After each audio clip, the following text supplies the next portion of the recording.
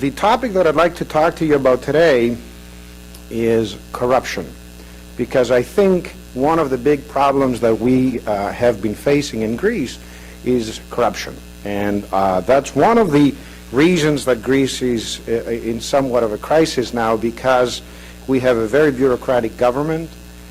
We have, by standards, if you look at the international statistics, if you are looking to do any type of work with the Greek government, you have to be willing, if you're a company, you have to be willing to consider that issue.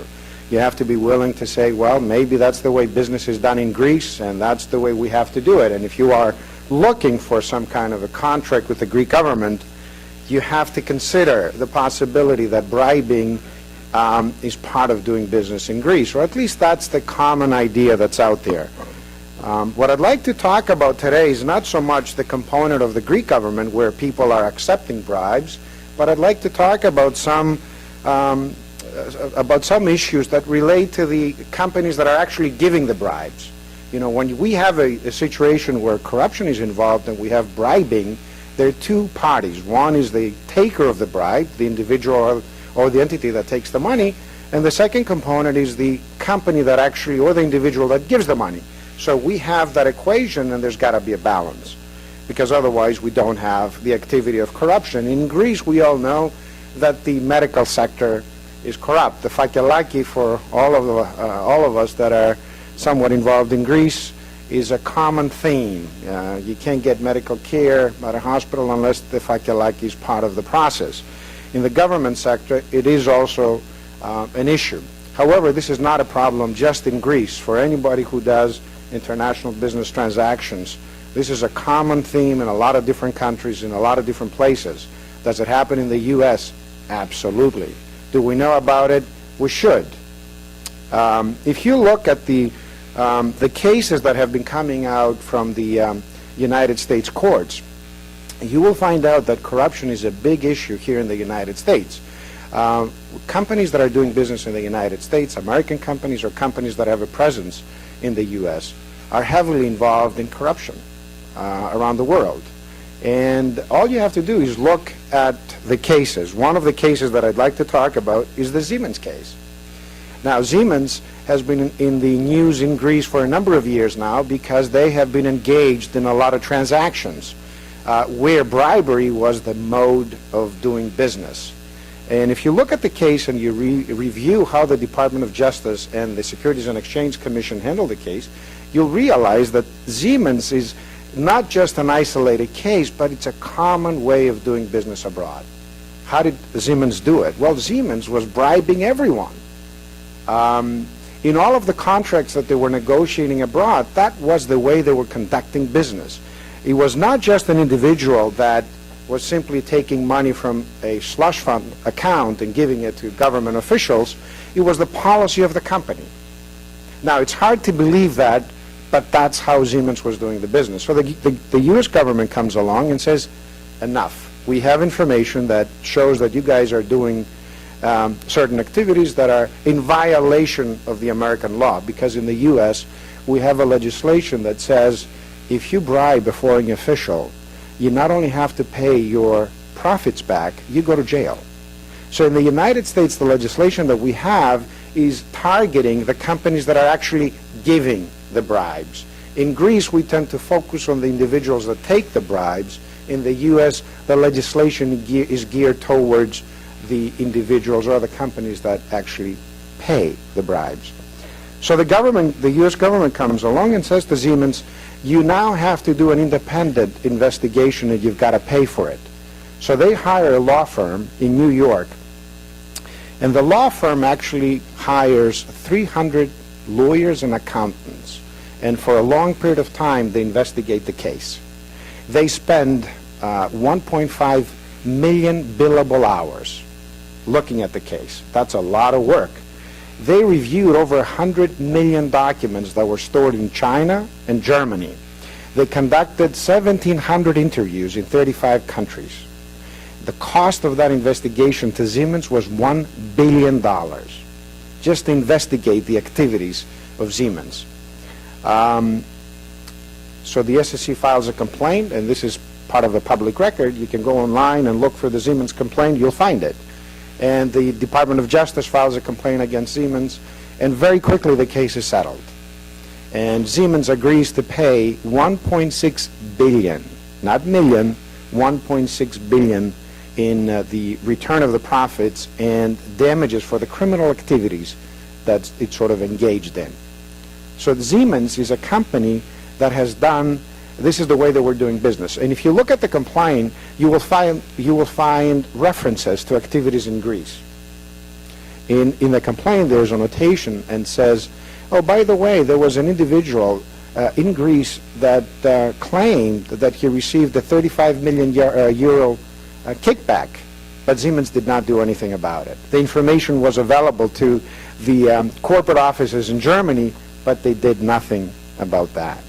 So this is not an unknown fact. So we have the U.S. government going out there and saying Siemens has done these fraudulent activities, corrupt activities in Greece, in Mexico, in Israel, and the U.S. government is getting penalties back for activities done in Greece.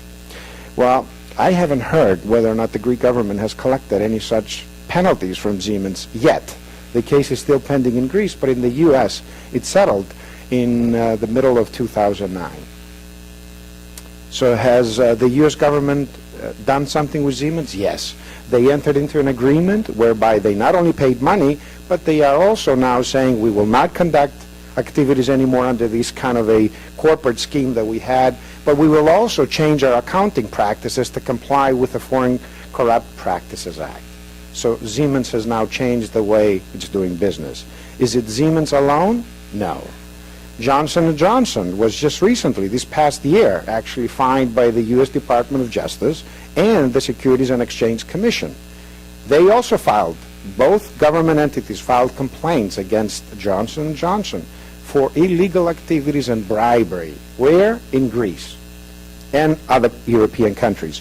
And how did Johnson & Johnson do it? At least from the complaint, what we understand is that Johnson & Johnson was giving a kickback to doctors in Greece of about 20% for all the equipment that was sold that was Johnson & Johnson. So if a doctor in Greece recommended an item, a medical device that was manufactured by Johnson & Johnson, the doctor would get a 20% kickback automatically.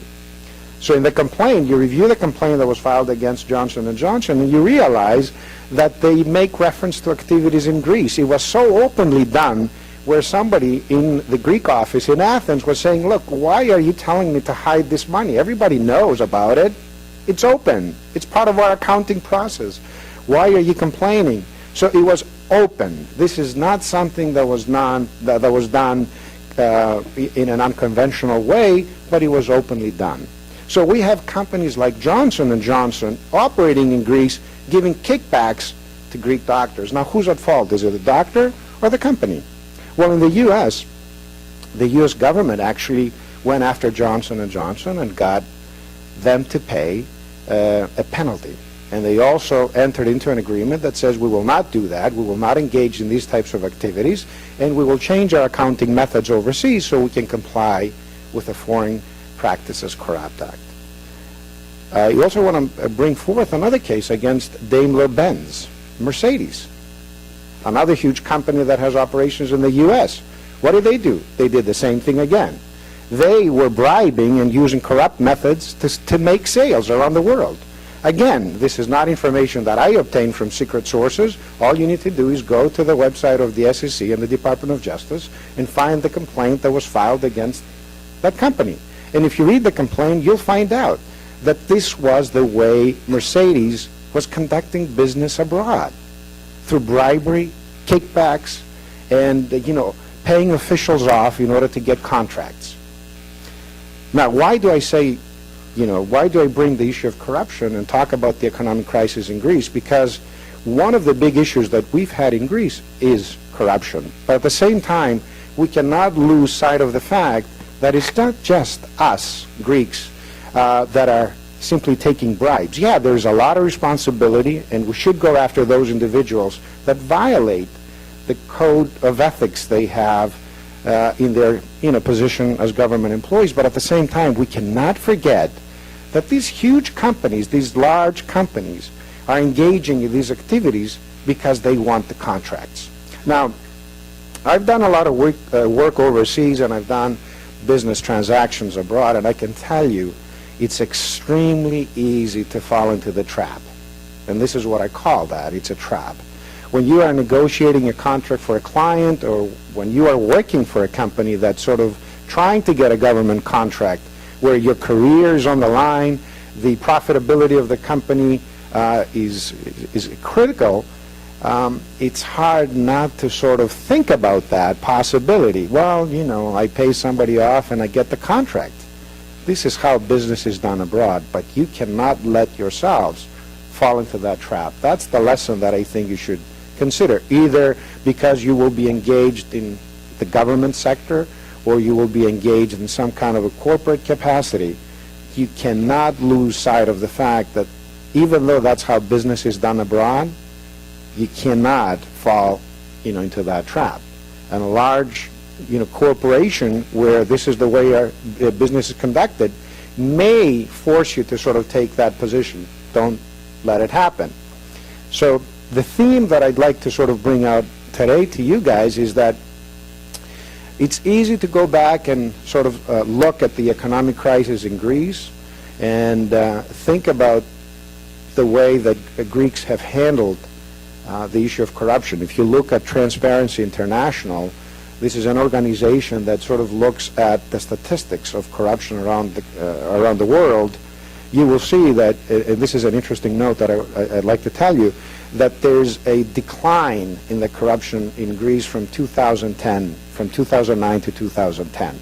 But if you look closely at the reasons why the statistics show that type of a decline, you will realize that, in the building permitting process, there is a decline because obviously not many people are applying for building permits due to the economic crisis in Greece. So the corruption has gone down because of that.